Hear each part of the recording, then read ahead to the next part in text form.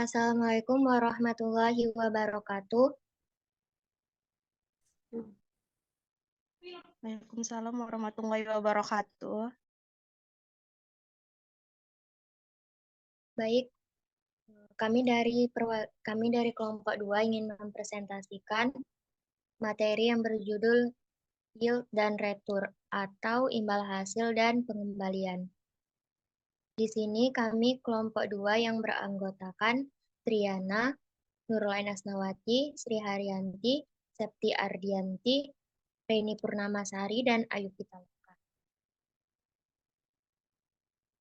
Pertama-tama dan yang paling utama, marilah kita panjatkan puji dan syukur kita atas kehadirat Allah SWT yang mana telah memberi kita rahmat dan karunia sehingga kita dapat berjumpa di Zoom kita kali ini. Di sini yang kami hormati, Ibu dosen pengampu mata kuliah Matematika Keuangan, Ibu Sri Rahmayani Harahap MPD, dan yang saya banggakan teman-teman kelompok 2. Baiklah, untuk mempersingkat waktu, mari kita masuk ke materi yang pertama. Materi yang pertama akan saya sampaikan. Di sini ada imbal hasil dan pengembalian. Tadi kan yield dan return itu artinya imbal hasil dan pengembalian. Imbal hasil adalah tingkat keuntungan yang diperoleh dari suatu investasi dalam periode tertentu. Biasanya dinyatakan sebagai persentase dari modal yang diinvestasikan. Imbal hasil itu menggambarkan efisiensi atau produktivitas dari suatu investasi. Kemudian, untuk pengembalian itu lebih merujuk pada jumlah total uang yang diterima dari suatu investasi dalam periode tertentu, termasuk keuntungan atau pendapatan yang diperoleh serta modal awal yang diinvestasikan.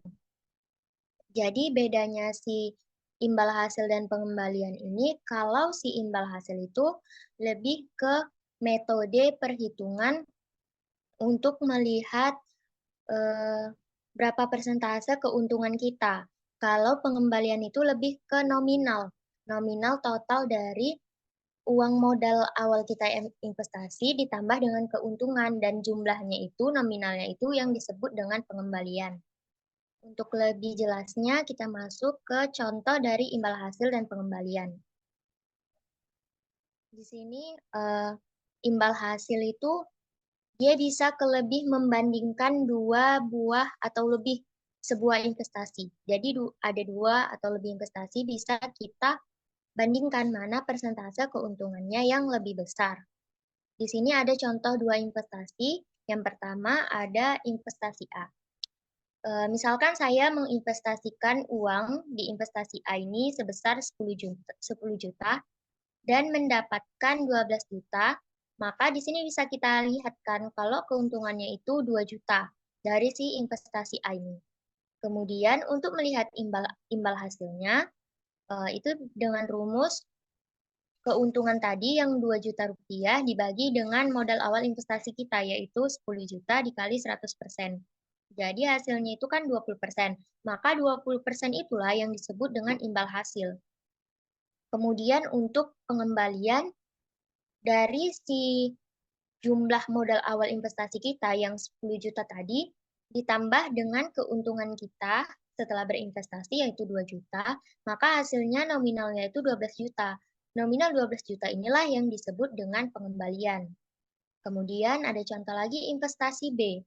Saya juga menginvestasikan di investasi B ini dengan nominal modal awal investasi yang berbeda. Di sini saya menginvestasikan sebesar 5 juta rupiah dan mendapatkan 6 juta. Jadi di sini bisa kita lihat keuntungannya itu 1 juta. Jadi untuk imbal hasil dari investasi B ini, keuntungan 1 juta rupiah tadi dibagi dengan modal awal investasi saya yaitu 5 juta dikali 100% yang mana hasilnya 20%. Jadi 20% inilah yang disebut dengan imbal hasil. Kemudian pengembalian. Pengembaliannya itu dari modal awal investasi saya 5 juta ditambah dengan keuntungan setelah berinvestasi yaitu 1 juta. Jadi hasilnya itu kan 6 juta. 6 juta inilah yang disebut dengan pengembalian. Di mana dapat kita ketahui, maka investasi A dan B itu memiliki imbal hasil yang sama. Kan sama-sama dia 20%, tetapi pengembaliannya berbeda. Kenapa? Karena jumlah uang yang saya investasikan di modal awal itu berbeda. Selanjutnya, next. Kita masuk ke pengembalian nominal dan pengembalian real. Jadi di sini pengembalian nominal adalah jumlah uang yang dihasilkan dari suatu investasi tanpa memperhitungkan efek inflasi atau perubahan daya beli uang. Ini adalah nilai absolut atau total keuntungan yang diperoleh termasuk modal awal dan pendapatan tambahan dalam satuan mata uang. Jadi kapan sih pengembalian nominal ini digunakan? Pengembalian nominal biasanya kita gunakan untuk mengukur hasil mentah investasi sebelum kita analisis lebih lanjut. Kemudian kita gunakan untuk memberikan gambaran umum mengenai kinerja investasi dalam jangka pendek. Kemudian yang ketiga bisa untuk menjadi dasar menghitung pengembalian real atau mengukur dampak dari inflasi. Di sini saya membuat contoh, misalkan kita menginvestasikan uang sebesar 10 juta, setelah 1 tahun investasi kita bertumbuh menjadi 12 juta. Jadi pengembalian nominalnya itu 12 juta, yaitu hasil setelah 1 tahun tadi dikurang dengan 10 juta modal awal kita. Berarti kan hasilnya 2 juta. Namun jika inflasi selama tahun tersebut adalah 5%, maka daya beli 12 juta ini akan lebih rendah dibandingkan modal awal kita di 12 juta di tahun pas kita menaruh modal itu. Untuk mengetahui nilai sebenarnya, kita perlu menghitung pengembalian real.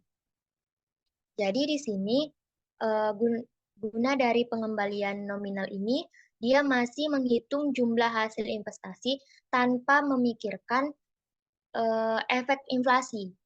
Jadi masih pure, belum dianalisis lebih dalam. Jadi untuk mengetahui pengembalian real, masuk kita ke materi pengembalian real. Next. Untuk pengembalian real, pengembalian real itu adalah tingkat pengembalian investasi yang telah disesuaikan dengan inflasi. Jadi kalau sebelumnya di pengembalian nominal tadi kan kita cuma pure menghitung dari si hasil investasinya tadi kan, belum memperhitungkan setelah adanya inflasi. Kalau di pengembalian real ini kita sudah memperhitungkan tingkat pengembalian investasi yang telah disesuaikan dengan inflasi, sehingga mencerminkan perubahan daya beli uang hasil investasi. Berbeda dengan metode nominal tadi, pengembalian real menunjukkan keuntungan yang sebenarnya, sesuai dengan namanya yaitu pengembalian real, yaitu keuntungan yang sebenarnya dalam nilai ekonomi setelah mempertimbangkan inflasi. Untuk lebih jelas, di sini saya membuat contoh jika saya menginvestasikan di obligasi yang memberikan pengembalian nominal 7% per tahunnya, tetapi inflasinya itu ada 8% per tahun. Maka pengembalian realnya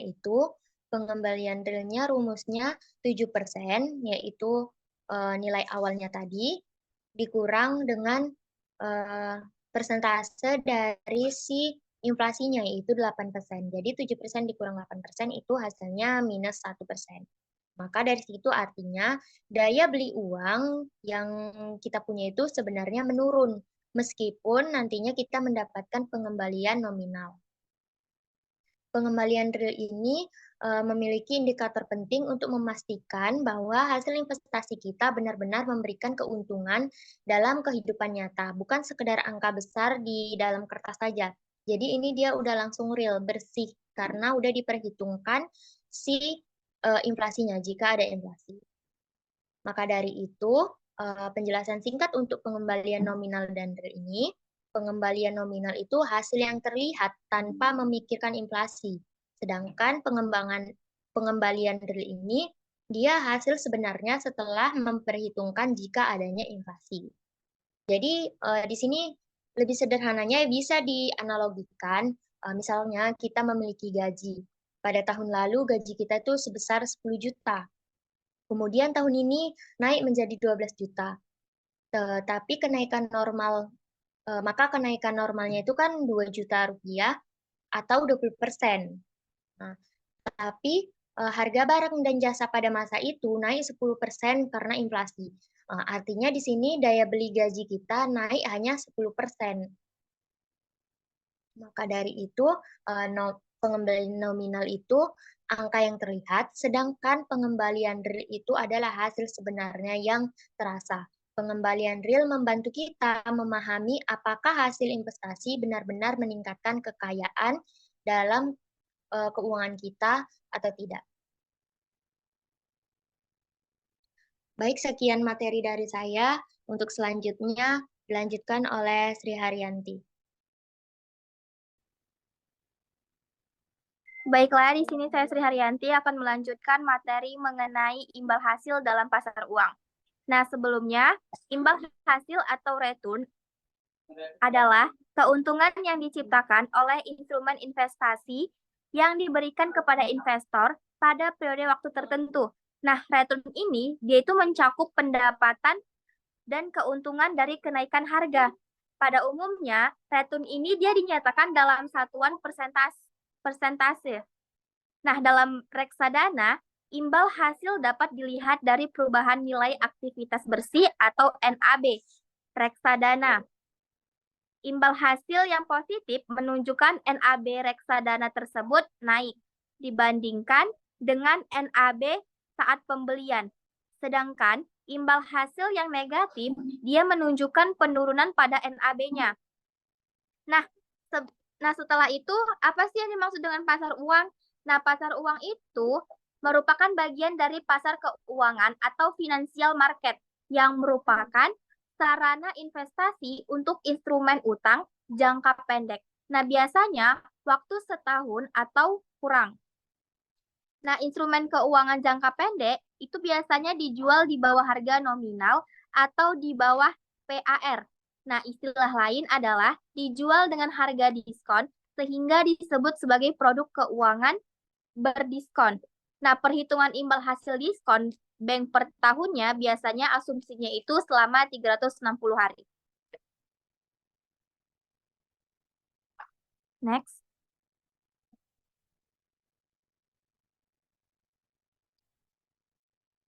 Nah, istilah-istilah yang sering dipakai dalam pasar uang selain tingkat diskon dan tingkat bunga adalah imbal hasil diskon bank atau bank discount yield. Nah, imbal hasil periode atau holding period yield, imbal hasil pasar uang money market yield atau biasa disebut sebagai imbal hasil yang ekuivalen dengan sertifikat deposito atau CD equivalent yield. Nah, adapun imbal hasil tahunan efektif atau disebut sebagai effective annual yield. Pasar uang yang dimaksud di sini adalah pasar untuk instrumen utang jangka pendek, yaitu yang berjangka waktu 1 tahun atau kurang, seperti surat perbendaharaan negara atau SPN, sertifikat Bank Indonesia atau SBI, atau T-bill di Amerika, dan sertifikat deposito atau SD, atau sertifikat of deposito. Nah, sebagai sarana investasi pasar uang, pasar modal, dan pasar derivatif adalah bagian dari pasar keuangan atau financial market. Next.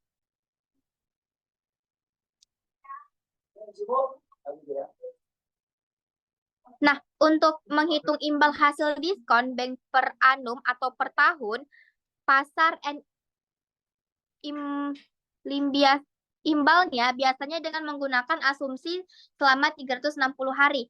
Nah, dalam 1 tahun, sehingga persamaannya menjadi RBD sama dengan D per F dikali 360 per T.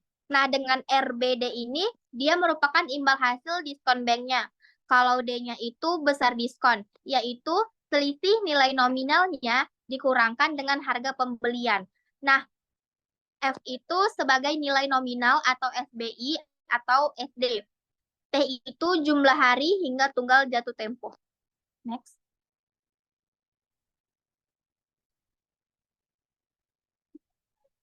Nah, untuk info lebih lanjut, kita akan membahas mengenai contoh. Di sini contoh pertamanya, sebuah SBI yang mempunyai nilai nominal sebesar 1 miliar dan berjangka waktu 150 hari dijual dengan harga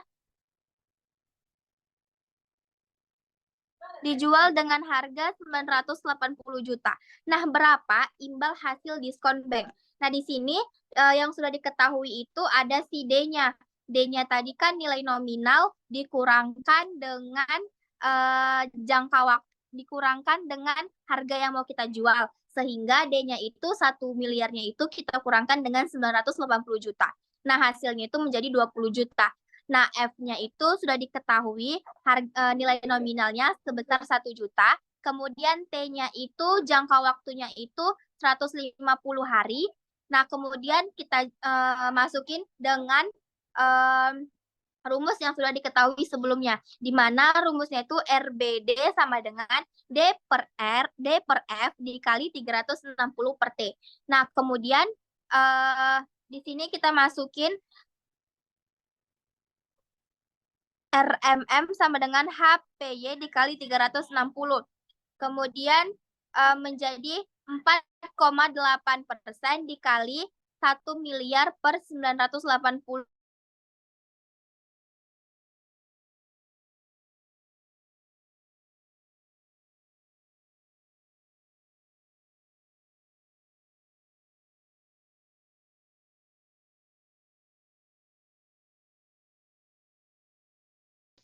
Baik, untuk materi selanjutnya akan disampaikan oleh Septi Ardianti. Kepada Septi, saya persilahkan. Baik, di sini saya akan menjelaskan mengenai pengembalian berdasarkan uang dan berdasarkan waktu. Nah, pertama, pengembalian berdasarkan uang atau money wage debt return itu merupakan mengukur pengembalian investasi dengan mempertimbangkan besarnya uang yang dikeluarkan atau diterima pada setiap periode. Artinya, semakin besar uang yang kita investasikan pada periode tertentu, semakin besar juga pengaruh terhadap hasil pengembaliannya. Nah, metode ini cocok digunakan jika ada arus kas masuk atau keluar yang tidak konsisten selama periode investasinya. Nah, di sini ada contoh sederhananya. Misal, di tahun pertama, ada si Tony menginvestasikan 10 juta. Dan di akhir tahun nilainya jadi 12 juta, maka keuntungan dia itu 20%. Dan tahun kedua, si Tony ini tambahkan 40 juta. Dan di akhir tahun nilainya jadi 50 juta. Nah, keuntungannya maka dapatnya itu 25%. Menghitung pengembaliannya. Nah, karena Tony menginvestasikan lebih banyak uang di tahun kedua, hasil akhir lebih dipengaruhi oleh keuntungan di tahun kedua. Maka pengembaliannya itu tidak sekedar rata-rata, melainkan dihitung menggunakan bobot setiap periode. Next. Nah, untuk pengembalian berdasarkan waktu atau time weighted return itu merupakan mengukur pengembalian investasi tanpa memperhatikan besar uang yang diinvestasikan pada setiap periode. Fokusnya adalah pada rata-rata pengembalian dari tiap periode, sehingga tambahan atau pengurangan uang selama investasi tidak mempengaruhi hasil dari perhitungannya. Nah, contohnya tahun pertama keuntungan investasi dininya adalah 20%, maka tahun kedua bisa jadi keuntungan investasi dininya itu 10%. Untuk menghitung pengembaliannya di metode ini, pengembalian itu dihitung dengan memberikan bobot yang sama untuk setiap periode. Hasilnya adalah rata-rata geometrik dari 20% dan 10%. Selanjutnya.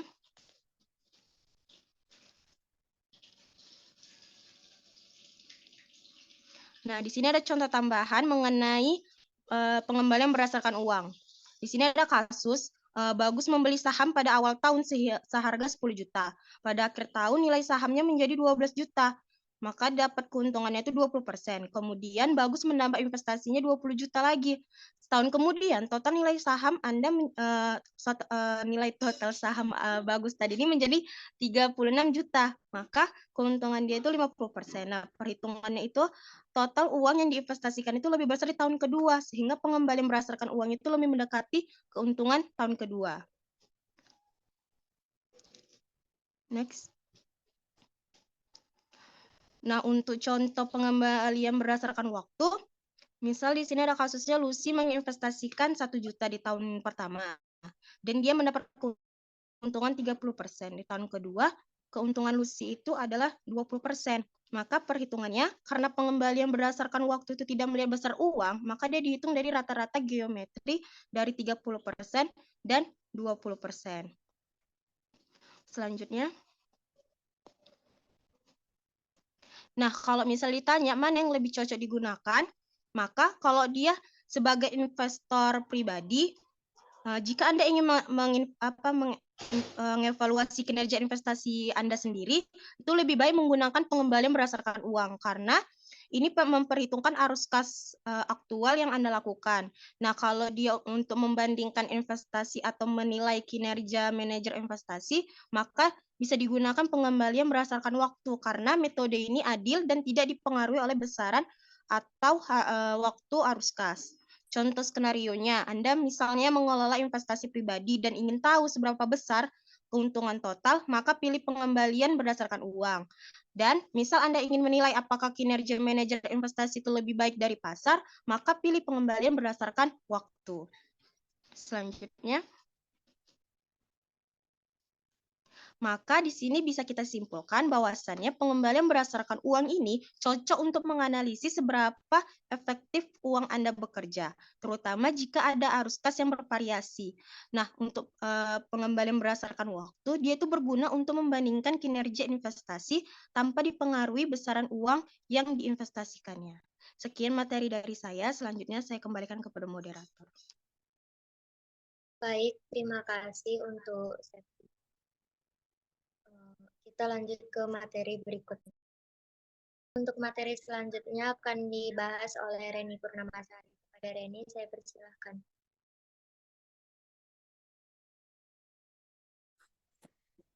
Baik, terima kasih kepada moderator. Di sini saya akan menjelaskan tentang pengembalian aritmetik dan geometrik. Nah, di sini ada dua konsep pengembalian berdasarkan waktu, yaitu pengembalian aritmetik dan pengembalian geometrik. Pengembalian aritmetik biasanya digunakan untuk periode tunggal seperti 1 tahun, 15 bulan, atau 18 bulan. Sedangkan pengembalian geometrik biasanya digunakan untuk beberapa periode seperti 2 tahun, 3 tahun, 5 tahun, atau lebih. Nah, perbedaan antara pengembalian aritmetik dan pengembalian geometrik adalah sama dengan perbedaan antara rata-rata aritmetik dan rata-rata geometrik dalam statistik. Nah, untuk menghitung tingkat pengembalian aritmetik dan geometrik suatu investasi atau suatu portofolio, kita terlebih dahulu menghitung tingkat pengembalian untuk tiap-tiap periodenya, atau R1, R2, sampai dengan Rn atau R3. Untuk mendapatkan tingkat pengembalian aritmetik, kita menjumlahkan tingkat pengembalian semua periode dan membagikan dengan N. N itu untuk kalau misalnya ada saham yang kita investasikan itu untuk 3 tahun, nah itu N itu 3. Nah, kalau 2 ya 2 tahun gitu. N itu 2. Sedangkan untuk mendapatkan tingkat pengembalian geometrik, kita mengalihkan semua atau setelah ditambah 1 untuk tiap R atau periode atau pengembaliannya. Nah, dan mengakarkannya atau memangkatkannya dengan 1/N. Nah, untuk rumusnya di sini ada RA sama dengan itu untuk pengembalian aritmetik ya. RA sama dengan R1 ditambah R2 tambah sampai dengan Rn per N. Nah, itu keterangannya. RA itu pengembalian aritmetik, RG sama dengan atau pengembalian geometrik, R1 itu pengembalian untuk periode 1 dan R2 itu pengembalian untuk periode kedua. Next.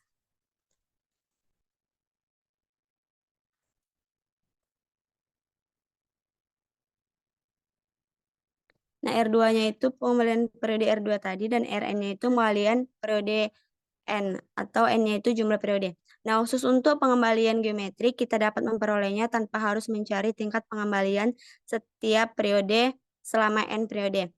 Nah, yaitu hanya dengan menggunakan nilai investasi atau portofolio awal dan akhir serta N. Nah, persamaan untuk mencari pengembalian geometrik dapat digunakan untuk mencari tingkat pertumbuhan seperti pertumbuhan gaji, pertumbuhan kekayaan, dan lain-lain.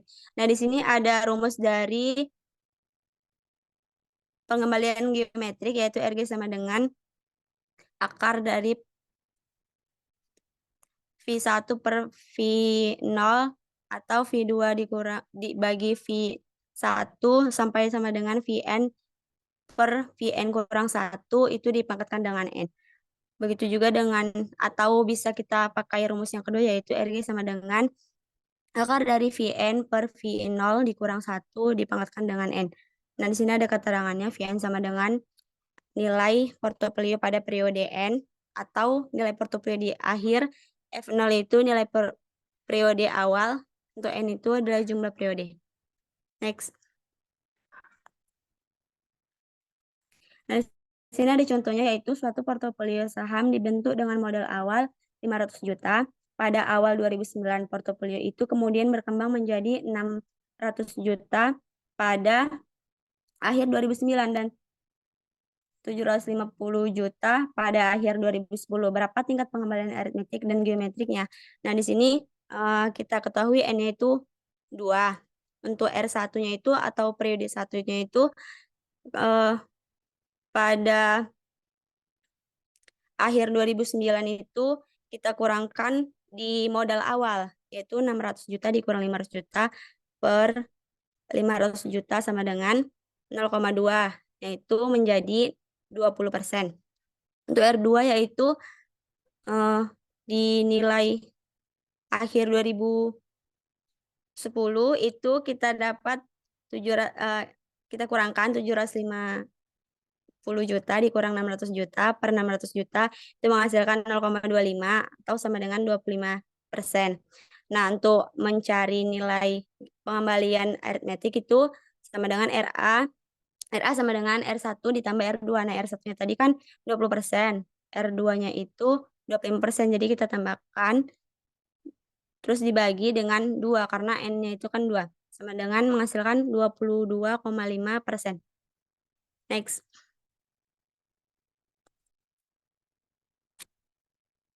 Nah, ini untuk pengembalian geometriknya, yaitu akar dari untuk ini kan 750 juta itu adalah nilai akhir atau periode akhir itu kita bagikan dengan periode awal, yaitu 500 juta. Jadi dikurangkan dengan 1 menghasilkan 22,474%. Dan dengan cara lain juga kita bisa dapatkan, yaitu RG sama dengan akar dari 1 ditambah 20% ini R1 dan 1 ditambah dikalikan dengan 1 ditambah R2-nya itu 25% dikurang 1. Menghasilkan akar dari 1,2 dikali 1,25 dikurang 1 menghasilkan 22,474%. Nah, ini kan sama. Itu bisa kita cari dengan cara yang ini. Selanjutnya.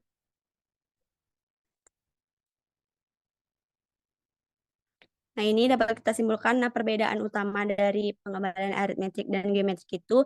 Untuk aritmetik itu memberikan rata-rata sederhana dari tingkat pengembalian selama periode tertentu, cocok untuk analisis tingkat pengembalian jangka pendek. Nah, kalau sedangkan geometri ini adalah tingkat pengembalian tahunan yang konstan, lebih akurat untuk pengembalian investasi jangka panjang karena mempertimbangkan efek compounding atau bunga berbunga. Nah, dari sini dapat kita simpulkan atau kita lihat perbedaannya. Kalau untuk aritmetik itu adalah selama periode tertentu. Nah, kalau untuk geometrik itu tahunan, pengembalian tahunan. Nah, jadi untuk kesimpulannya, jika ada fluktuasi besar dalam pengembalian, maka pengembalian geometrik cenderung lebih kecil daripada pengembalian aritmetik. Dari tadi contoh yang telah kami paparkan, itu pengembalian aritmetik dan geometrik itu yang lebih kecil itu pengembalian geometrik. Oke, terima kasih. Saya kembalikan kepada moderator. Baik, terima kasih. Untuk materi selanjutnya akan saya lanjutkan, yaitu tentang aplikasi pemilihan ukuran pengembalian.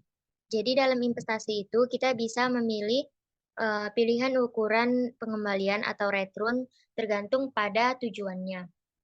Jadi di sini ada beberapa return yang bisa kita pilih. Itu kita tentukan dulu sama tujuan yang akan kita lakukan. Untuk pilihan return yang pertama itu ada return aritmetik. Return aritmetik ini cocok untuk proyeksi masa depan, meski kurang akurat untuk periode masa panjang. Kemudian ada return berdasarkan uang kasar, cepat dan praktis, namun hanya untuk estimasi sederhana. Kemudian ada return yang ketiga yaitu return biometrik dan return berdasarkan uang akurat.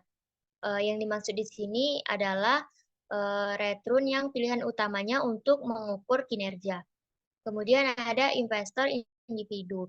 Ini biasanya digunakan return berdasarkan uang, misalnya 15,75% karena keputusan investasi ada di tangan si investornya. Kemudian untuk yang terakhir itu ada manajer investasi atau reksadana. Ini biasanya digunakan return geometrik karena jumlah investasi dipengaruhi oleh nasabah atau anggaran, bukan oleh si manajernya. Jadi semua ukuran return atau pengembalian ini memiliki kelemahannya masing-masing. Atau bisa dilihat juga kelemahannya hampir-hampir sama. Jadi di sini semua belum mempertimbangkan risiko. Oleh karena itu, kita bisa menggunakan risk adjust return seperti rasio safe atau trainer untuk menganalisis yang lebih menyeluruh.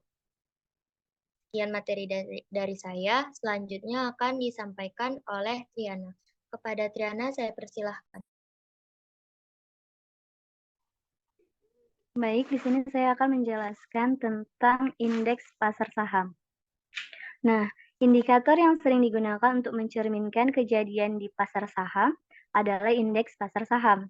Nah, investor saham sangat berkepentingan dengan naik turunnya indeks pasar saham karena nilai portofolionya atau investasi sahamnya secara umum bergantung pada naik turunnya indeks. Secara intuitif, sebagian besar saham bergerak searah dengan pergerakan indeks. Jika indeks indikator itu naik, suatu portofolio kemungkinan besar juga akan mengalami kenaikan. Demikian juga jika indeks turun. Semakin besar jumlah saham perusahaan dalam suatu portofolio, perubahan nilai portofolionya semakin mendekati perubahan pasar yang diindikasikan oleh indeks pasar saham.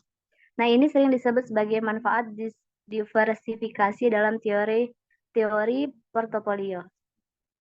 Nah, untuk memenuhi kepentingan para investor saham, tak mengherankan hampir semua surat kabar harian melaporkan indeks pasar saham setiap hari. Nah, indeks pasar saham dibentuk dengan tujuan untuk menggambarkan pergerakan seluruh saham atau total populasi di suatu bursa tertentu atau di satu sektor atau industri tertentu dalam suatu bursa. Next.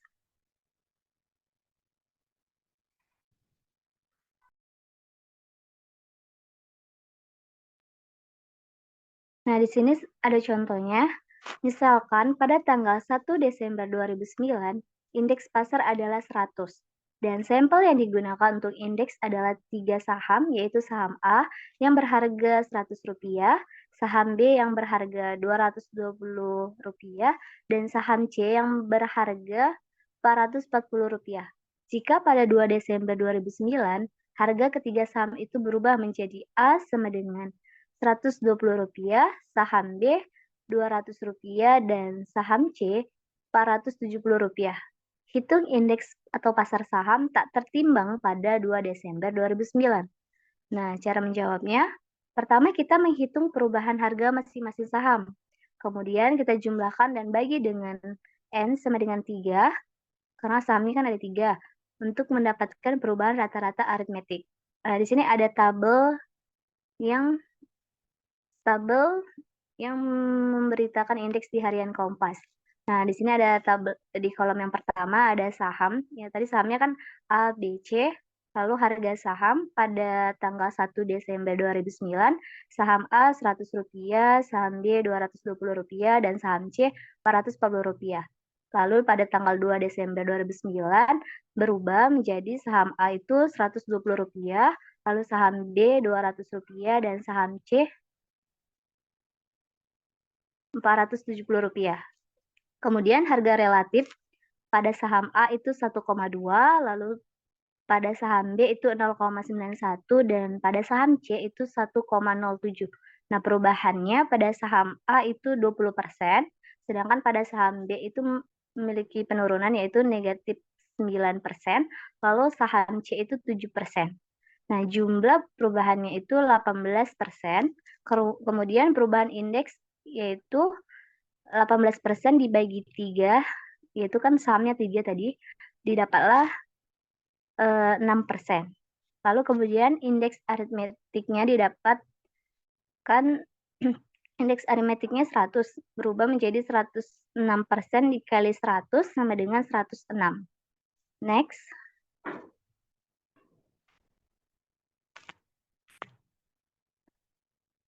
Nah, alternatif lain untuk mendapatkan indeks tak tertimbang atau aritmetik adalah dengan menggunakan harga relatif tanggal 2 Desember 2009, di mana T-nya sama dengan 1, dibandingkan harga tanggal 1 Desember 2009, di mana T-nya sama dengan 0. Nah, indeks 2 Desember 2009 sama dengan 1,2 ditambah 0,91 ditambah 1,07 per 3. Jika indeks dihitung dengan menggunakan konsep rata-rata geometrik seperti value line average, industrial, dan financial times ordinary share index, kita akan mendapatkan indeks yang berbeda dengan menggunakan kasus yang sama.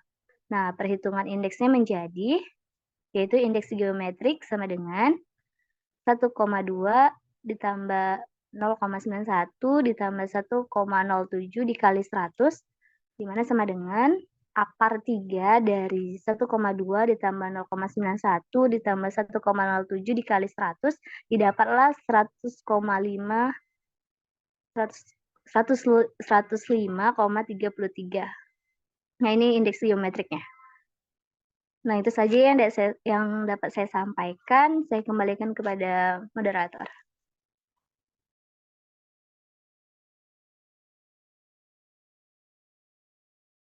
Baik, terima kasih kepada Tiana. Untuk materi selanjutnya, yaitu materi terakhir, akan disampaikan oleh Ayu Pitaloka. Kepada Ayu, saya persilahkan. Oke, saya akan menjelaskan tentang indeks harga saham gabungan. Nah, indeks harga saham gabungan ini adalah indikator utama Bursa Efek Indonesia atau BI yang mencerminkan kinerja keseluruhan pasar saham. Nah, IHSG ini dihitung berdasarkan nilai kapitalisasi pasar dari semua saham yang terdaftar di BI. Nah, baik saham biasa maupun preferen dengan harga dasar pada tanggal 10 Agustus 1982 sebesar 100. Nah, metode pembobotan IHSG ini ada 3. Yang pertama, pembobotan berdasarkan nilai kapitalisasi. Nah, cara kerja dari pembobotan ini, setiap saham memiliki bobot yang proporsional dengan kapitalisasi pasarnya. Kapitalisasi pasar dihitung dari harga saham dikali jumlah saham yang beredar. Lalu contohnya itu ada PT Telekomunikasi TLKM memiliki bobot sebesar 15,60%. Nah, jika harga TLKM-nya naik 1%, maka IHSG-nya akan naik sebesar 0,156% atau 15,60 dikali 1%. Nah, di sini itu keuntungannya kita menggunakan pembobotan berdasarkan nilai kapitalisasi itu ada sederhana dan mudah dihitung. Memastikan bahwa saham-saham besar memiliki pengaruh signifikan terhadap IHSG. Nah, kekurangannya kita menggunakan pembobotan berdasarkan nilai kapitalisasi itu ada perubahan besar pada satu saham besar dapat sangat berpengaruh ke IHSG-nya. Lalu yang kedua itu ada pembobotan berdasarkan harga. Nah, itu bobot setiap saham ditentukan oleh harga per sahamnya. Semakin tinggi harga saham, semakin besar bobotnya. Nah, contohnya itu jika saham Aqua naik 1%, memiliki pengaruh 19,6 kali lebih besar dibandingkan TLKM yang hanya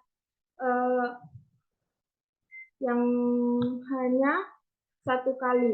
1 kali menunjukkan ketimpangan besar dalam pengaruh. Nah, ini pembobotan berdasarkan harga itu sederhana dan mudah dihitung, tetapi kekurangan tidak mencerminkan ukuran perusahaan secara keseluruhan sehingga saham dengan harga tinggi namun kapitalisasi kecil bisa mendominasi indeks. Nah, yang ketiga, pembobotan tak tertimbang. Nah, Semua saham memiliki bobot yang sama tanpa memperhatikan kapitalisasi atau harga saham. Nah, contohnya dari 337 saham memiliki bobot sekitar 0,297%. Nah, perubahan 1% pada TLKM atau Aqua akan memiliki pengaruh yang sama pada IHSG. Lanjut, pengaruh perubahan harga saham terhadap IHSG ini, saham berbobot tinggi. Perubahan harga saham seperti TLKM yang memiliki bobot besar akan memberikan dampak signifikan terhadap IHSG. Nah, misalkan kenaikan 8,11% pada TLKM dapat meningkatkan IHSG sebesar 1,265%. Kalau saham berbobot rendah, perubahan harga pada saham seperti Mapit yang memiliki bobot sangat kecil hanya memberikan dampak minimal, misalkan kenaikan 100% pada Mapit hanya menaikkan IHSG sebesar 0,0005%.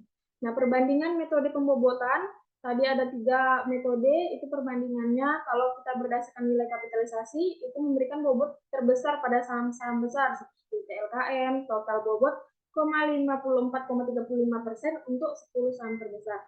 Nah, jika berdasarkan harga, bobot sangat bervariasi. Misalkan Aqua memiliki bobot 19,6% dibandingkan TLKM 0,98%. Baru metode pembobotan yang tak tertimbang, semua saham memiliki bobot yang sama, total bobot 2,97% untuk 10 saham terbesar. Lanjut, saya akan menjelaskan indeks harga saham beredar. Nah, indeks berdasarkan saham beredar ini atau disebut free float, itu menghitung kapitalisasi pasar hanya dari saham yang diperdagangkan secara bebas di pasar atau free float. Tidak semua saham tercatat. Ini berbeda dengan metode berbasis nilai kapitalisasi penuh yang mencakup seluruh saham tercatat, termasuk yang tidak aktif di perdagangan atau dikuasai oleh pemegang saham pengendali. Nah, contoh perhitungan, misalkan terdapat 4 saham A, B, C, D dengan data sebagai berikut, maka harga saham itu harga pasar saat ini, jumlah saham tercatat, total saham yang diterbitkan perusahaan, baru saham beredarnya, saham yang diperdagangkan bebas di pasar. Nah, perhitungan bobotnya itu kapitalisasi penuh atau total saham tercatat, harga saham dikali dengan jumlah saham tercatat. Kapitalisasi saham beredar, harga saham dikali dengan saham beredar. Bobot kapitalisasi masing-masing saham atau total kapitalisasi dikali dengan 100%. Nah, fraksi harga saham. Fraksi harga adalah pelipatan minimum perubahan harga saham atau transaksi. Mulai tahun 2005, fraksi harga diubah dengan meningkatkan likuiditas. Nah, sebelumnya saham dengan harga Rp 500 atau 2000 memiliki fraksi 25 perak setelah perubahan fraksinya menjadi 10. Efek terhadap IHSG, ini perubahan fraksi harga tidak mempengaruhi IHSG karena perhitungan IHSG didasarkan pada presentasi perubahan harga, bukan besar poinnya. Misalnya saham 500 kenaikan 10% sebesar 2 poin. Jadi 50, sekarang poinnya 5 poin. Nah, saham contoh lain, saham 1000 kenaikannya 10%, sebelumnya 4 poin. Nah, sekarang menjadi 10 poin. Nah, meskipun poinnya berbeda, presentasinya tetap sama, sehingga IHSG tetap mencerminkan perubahan nilai pasar yang sebenarnya. Baiklah, sekian presentasi dari kelompok kami. Kami akhiri dengan wassalamualaikum warahmatullahi wabarakatuh.